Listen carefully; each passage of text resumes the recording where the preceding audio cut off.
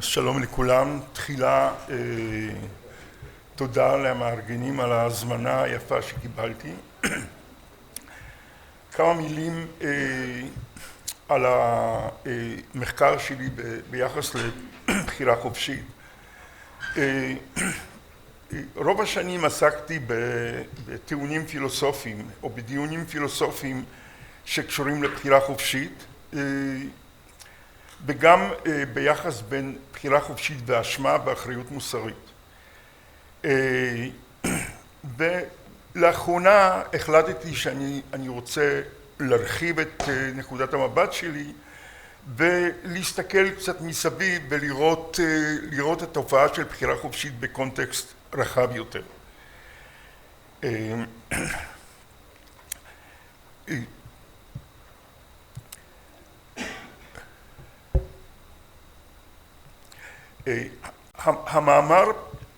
המאמר שאותו אני אקריא עוד מעט, כתבתי יחד עם חבר טוב שלי ששמו זמיר פז. בוא זמי, תקום בבקשה.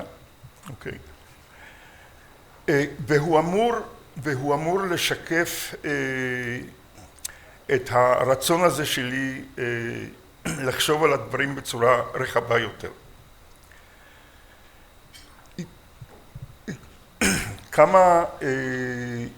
כמה נקודות טרמינולוגיות.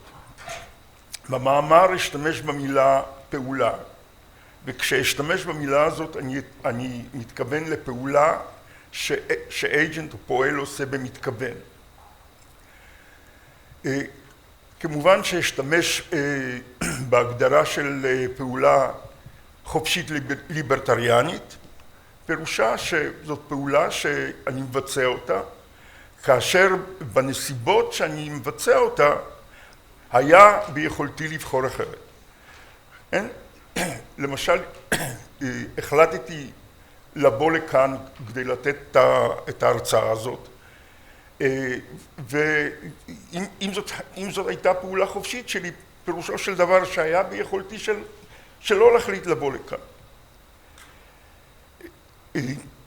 אז למעשה אלה שתי ההערות הטרמינולוגיות. אני אעבור עכשיו להקראה של המאמר. אני רוצה לומר שההנדאוט שלי הוא מאוד מפורט. אתם תוכלו לעקוב אחריו או אחרי ההרצאה מאוד בקלות, אז נא להיעזר בהנדאוט.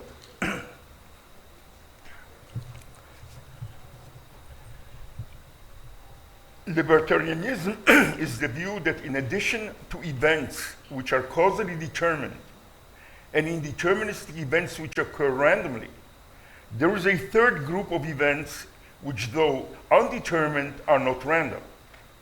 According to libertarianism, those events constitute our free actions. Typical free actions are an agent's undetermined decisions or formings of intentions or willings. In what follows, we shall refer to such actions as simple actions, that is, actions that do not contain another action as a part and lack an internal causal structure. Simple actions are to be distinguished from complex actions such as an agent's typing the word go, which involves first typing the letter G and then typing the letter O, or the action of turning on the light, which consists in an agent's intending to turn on the light, causing the event of the light going on. The libertarian holds that we sometimes perform both free simple actions and free complex actions. Such actions, according to the libertarianism, are not only undetermined, but are actions that the agent has control over in the sense that it was within her power to have avoided performing them. In this article, we wish to explore how the belief in free will fares when combined with the current mind-body theories. The main current mind-body theories, non-reductive physicalism, reductive physicalism, and dualism. These terms will be defined in the course of the paper. We first argue that libertarianism is incompatible with non-reductive physicalism. This is a widely held position among those who adopt a physicalist stance regarding the relation between the mental and the physical. It holds that mental properties are distinct from physical properties, and that mental properties supervene on physical properties. הגדרות של supervenience יובאו עוד מעט. We then explore how libertarianism fares in relation to other mind-body theories, reductive physicalism and Cartesian dualism. We argue that reductive physicalism is not subject to the difficulties of non-reductive physicalism and is consistent with libertarian free will. As for Cartesian dualism, we show that a libertarian who subscribes to this theory, though being able to maintain her belief in libertarian freedom with regard to simple actions, must give up an important kind of power we value, the power to cause a physical event to happen by way of a simple mental action such as an intention to bring the physical event about. By implication, a libertarian who is a Cartesian dualist must give up the agent's freedom to perform a complex action. These two powers, we argue, are preserved under reductive physicalism. This leaves us with reductive physicalism as the best mind-body theory a libertarian can avail herself of. We then go on further and show that the argument for the impossibility of causing a physical event by a simple mental action in a Cartesian world can be extended to show that in such a world, a mental event cannot cause a physical event at all, a result which amounts to the absence of mental causation in a Cartesian world. הערה קטנה בקשר להבחנה בין simple actions ו-complex actions. אני נתתי לכם את ההגדרה שאני אשתמש במאמר בהנדאוט. ישנה עוד דרך אחת להבין את ההבחנה הזאת בצורה אינטואיטיבית. ובכן, פעולה פשוטה זאת פעולה שאני לא מבצע אותה על ידי זה שאני מבצע פעולה אחרת. פעולה מורכבת היא פעולה שאני מבצע אותה על ידי פעולה מורכבת. אז ברור שהחלטה או יצירה של כוונה זאת לא פעולה שאני עושה על ידי זה שאני מבצע פעולה אחרת. לעומת זאת, הפעולה כמו הדלקתי את האור, ברור שאותה אני כן מבצע על ידי שאני מבצע פעולה אחרת. אני עושה אותה על ידי הזזה של המתק או לחיצה על כפתור או וכו'.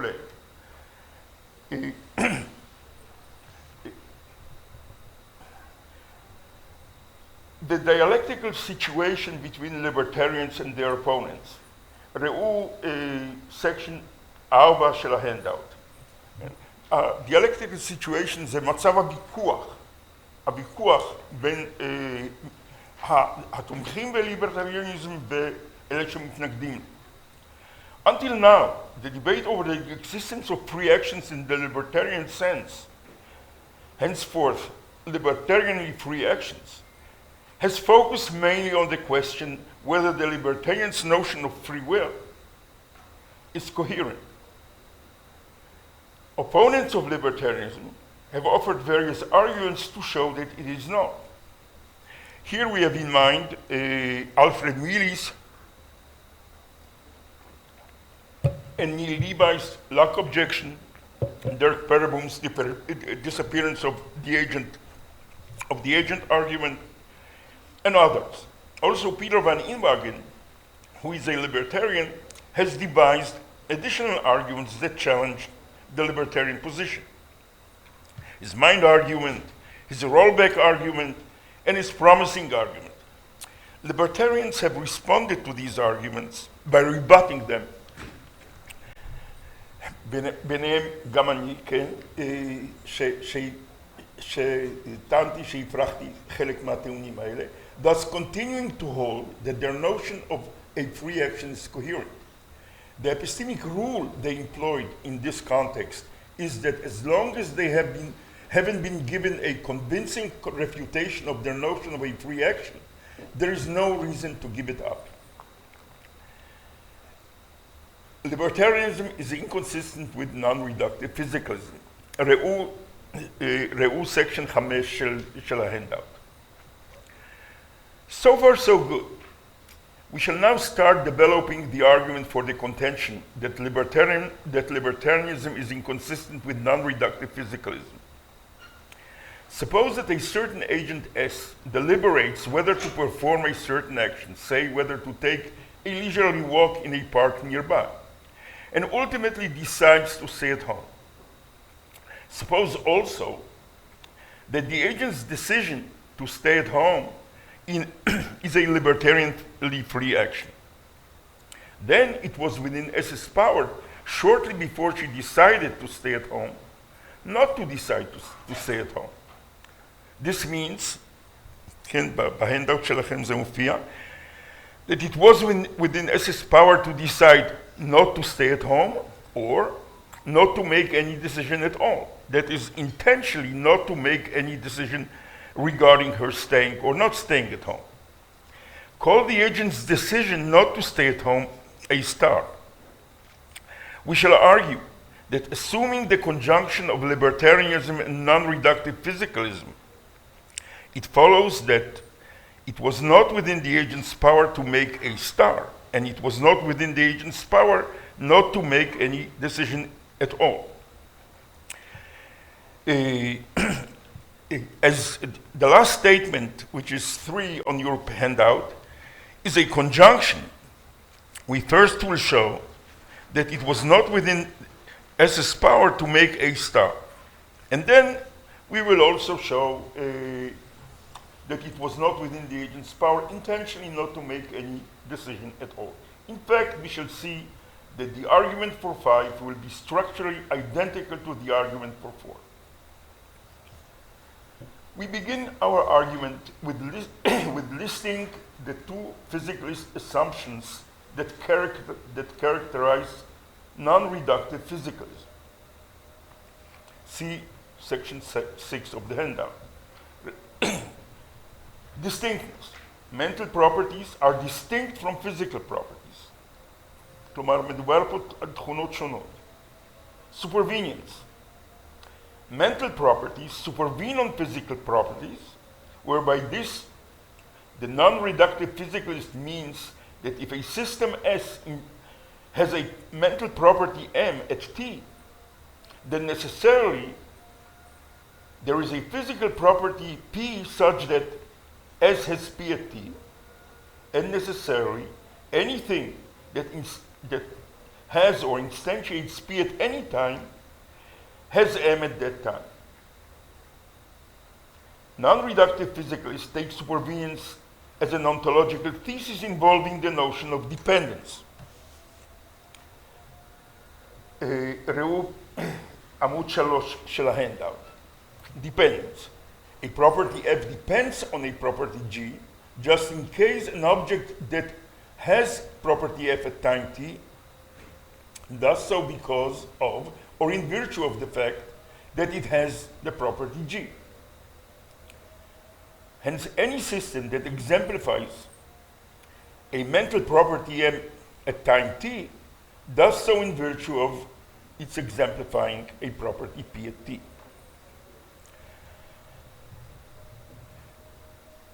Corresponding to the notion of a mental property supervening on a physical property, there is also the notion of a mental event supervening on a physical event. זה קצת ממקד אותנו לפעולה חופשית, או למושג של פעולה קונקרטית. We may refer to the physical event upon which a certain mental event M supervenes as the supervenience base of M. הערה קטנה, אני דיברתי על איבנט, אני מבין את האיבנט במובן של ההתרחשות של כשאובייקט מדגים תכונה אמפירית מסוימת בזמן נתון, אוקיי? אז מכיוון שקודם הגדרתי מה פירושו של דבר שתכונה מנטלית נשענת על תכונה פיזיקלית, בצורה כזאת ניתן להכליל גם את המושג של סופרוויניאנס כאשר הוא חל על מאורעות או על אירועים. We may refer to the particular event, physical event, upon which a certain mental event M supervenes as the supervenience base of M. Now let A be the mental property of deciding not to stay at home at T. And SAT, the mental event of S's exemplifying A at T, or S's having the property A at T. That is A star, the action of S's deciding at T not to stay at home.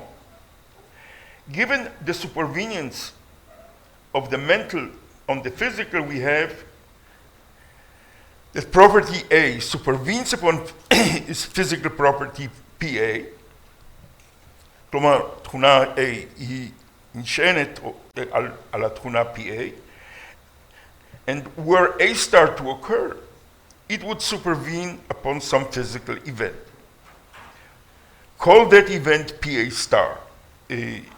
It's on the bottom of page 3 של handout. We are now ready to present the argument for the truth of 4. The argument aims at establishing the truth of the following 2 propositions.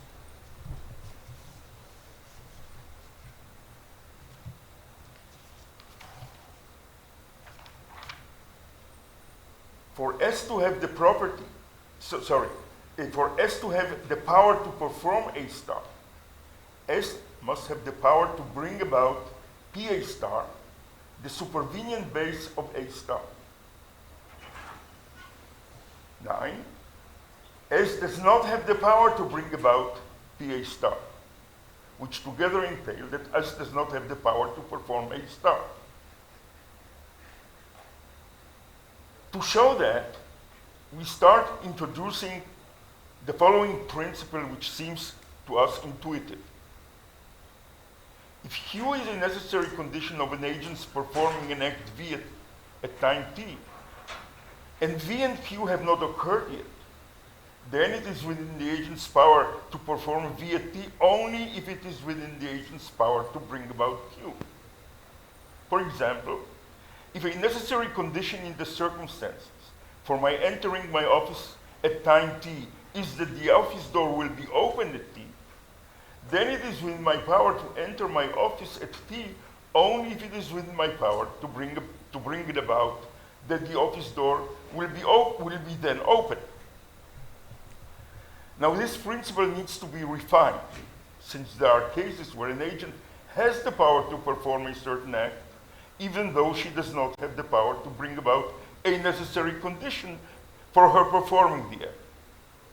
For instance, I have the power to turn on the light, even though I don't have the power to bring about a certain necessary condition of my turning on the light, namely that there will be an electric current in the wires leading to the lamp. The reason for this is not difficult to see. I have the said power since the fact that there will be an electric current in the wires is guaranteed to obtain anyhow, independently of me, and knowing this, I can proceed to exercise my power to turn on the light. Here is a more precise formulation of the principle. זה מופיע בסקשן 7 או עמוד 4 של ההנדאוט. PWR.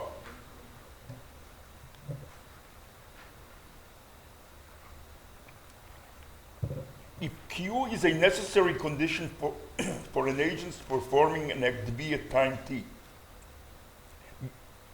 B, relative to a time t prime earlier than t, Q and V have not occurred yet.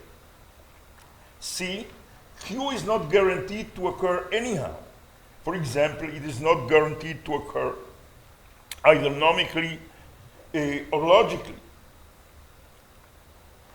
Then it is within S's power at t prime to perform a star at t, only if it is within its power to bring about Q. זה עיקרון שבא ואומר ומנסח בצורה יותר מדויקת את העיקרון שכדי שיהיה בכוחי לבצע פעולה מסוימת, צריך להיות בכוחי להביא לידי כך שאחד מהתנאים ההכרחיים לביצוע פעולה יתקיים. כלומר, היכולת שלי לבצע את הפעולה מותנה ביכולת שלי להביא לידי מימושו של אותו תנאי הכרחי. From supervenience it follows that then, as this mental action A star has as a necessary condition for its being performed, a certain physical event as its supervenient base. We assume that that event is PA star. We can also assume that PA star is not guaranteed to occur nomically or logically by effect R, obtaining before T. ובהערה כתבתי את הנימוק. כן? כי אם זה היה קורה, אם Q היה מובטח בצורה כזאת, אז הפעולה עצמה לא הייתה חופשית. All this together with PRW implies that for S to have the power to perform A star, S must have the power to bring about PA star, the supervenient base of A star. Okay. But does S have the power to do that? Our answer is no. How exactly is S supposed to do it? אנחנו עכשיו מתמקדים ביכולת של האג'נט להביא או לממש את ה-supervenient base של הפעולה. It stands to reason that to bring about PA star, she would have to do it by performing some action of hers. That action cannot be A star, as then PA star would occur in virtue of, or do of, something which itself occurs in virtue of PA star. This would contradict the fact that A star depends upon PA star.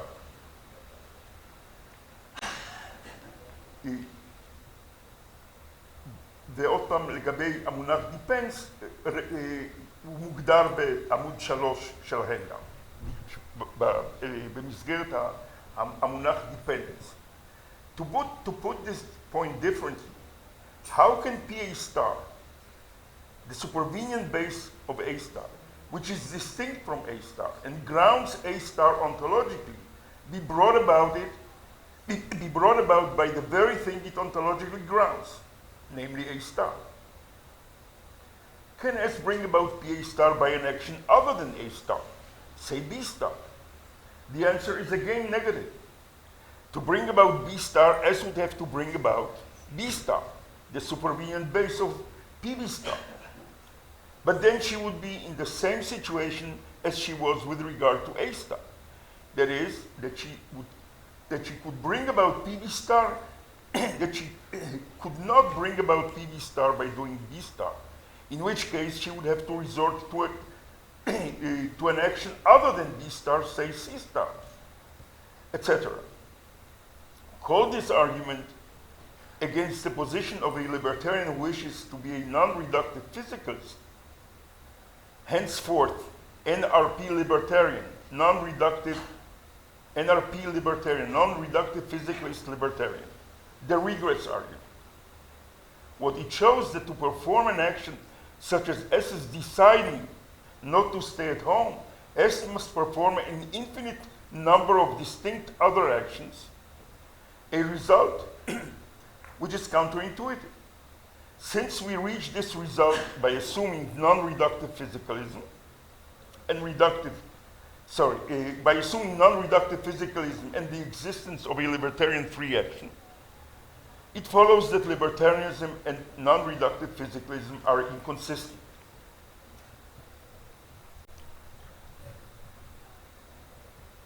In response to the regress argument, an NRP libertarian may object that it rests on an assumption which is mistaken, namely that to perform A star, S needs to bring about A star supervenient base PA star. For PA star, she may argue, may occur spontaneously due to nature or due to an action of another agent. The situation of the NRP libertarian, the situation the NRP libertarian might explain is similar to S having the power to raise her arm at T, a power she has despite the fact that she does not have the power to bring about a necessary condition for her performing the action, such as the fact that she was born at a certain time. S may assume that those two conditions will obtain, being guaranteed by, to obtain by Mother Nature, and simply go on and raise her arm. This reply is not satisfactory. The NRP libertarian claims that to perform A star, S does not need to bring about A star supervenient base PA star, since the latter may occur spontaneously due to nature or be brought about by an action of another agent. Let's suppose that PA star is brought about by an action Z star of an agent other than S. In the light of the supervenience of A star on PA star, which entails that PA star is nomically sufficient for A star, Z star would, via its causing A star, PA star, constitute a distinct prior sufficient condition for A star, in which case A star couldn't be regarded as a free action. זאת אומרת, אם PA star ייגרם על ידי פעולה של agent אחר, אז על ידי הפעולה הזאת הוא יהפוך את הפעולה A star לפעולה לא חופשית. Alternatively, suppose that PA star were to occur spontaneously. Then PA star would be an indeterministic event which might have or might not have occurred and over which the agent would not have any power. But since the occurring of action A star is contingent on the occurrence of PA star, it is difficult to see how S can be said to have the power to perform A star. To see this point better, consider a situation in which you want to enter your office but discover that the entrance is blocked by another person who may or may not let you in. Isn't this situation within your power to enter your office? Obviously not. Therefore, in the situation under discussion involving A star and PA star, it is also not within S's power to perform A star. Summing up, we can say that the two ways that the NRP libertarian suggested to avoid the regress argument do indeed give her what she wants. However, they come at a price, namely that in both cases, if the agent does A star, she does not do it in virtue of her having the power to perform A star. Libertarianism is consistent with reductive physicalism. See section 8 of the handout. If we are right so far, then our argument has the consequence that to continue being a physicalist, the libertarian needs not hold that her act A star, rather than being supervenient upon PA star, is identical with PA star. כלומר, כדי להימנע מהריגרס ארגומנט, מה שהוא צריך להניח שהפעולה A star זהה ל-PA star.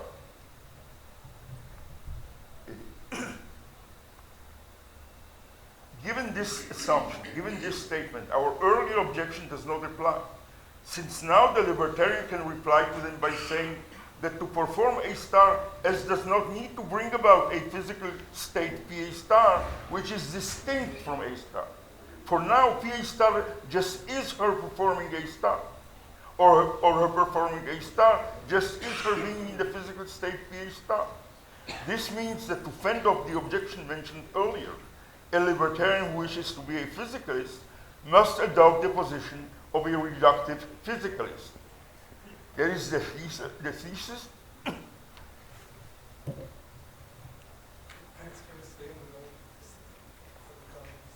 עוד כמה דקות, אוקיי? בסדר? That is the thesis.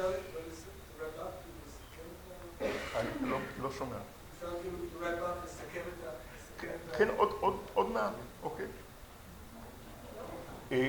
אני עכשיו רוצה לנסח את התזה של ה-reductive physicalism. Every mental property is identical to a physical property. We may refer to such a libertarian as a RP libertarian. מכיוון שמבקשים ממני לסיים את המאמר, יש לי עוד ממש לא הרבה, אז אני רוצה לכבד את הבקשה של המארגנים, אוקיי? ואני רוצה לעבור למסקנה, אוקיי? דווקא הטיעון שלי נגד הדואליסט, שמראה שבעולם דואליסטי פועל לא יכול לגרום לאירוע פיזיקלי, ולכן הליברטריאן שהוא דואליסט, אין בכוחו לבצע פעולות מורכבות כפעולות חופשיות. מה שנשאר לו זה רק התחום של החלטות או יצירות של כוונות, שזה לא מספיק בשביל בחירה חופשית אמיתית. אבל אם תרצו יותר מאוחר בדיון לשמוע את הטיעון, אני אשמח. Conclusion. The belief that a human agent sometimes performs free actions in the libertarian sense, that in the circumstances in which she performs the action, it was within her power to avoid performing it, and that this power is inconsistent with determinism, has been vigorously defended for centuries. In this article, we have examined its compatibility with the main current mind-body theories.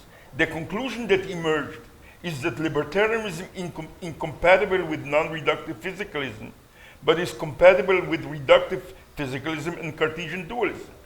We have also seen that Cartesian dualism, though compatible with libertarianism, is incompatible with an important kind of power we value, the power to cause a physical event by way of a simple mental action, such as an intention to bring the event about. By implication, Cartesian dualism is incompatible with the power to perform complex actions. This power, we argued, is preserved under reductive physicalism. This result provides an important consideration in favor of reductive physicalism. We have gone further and have shown that the argument for the impossibility to cause a physical event by the agent's intention to bring it about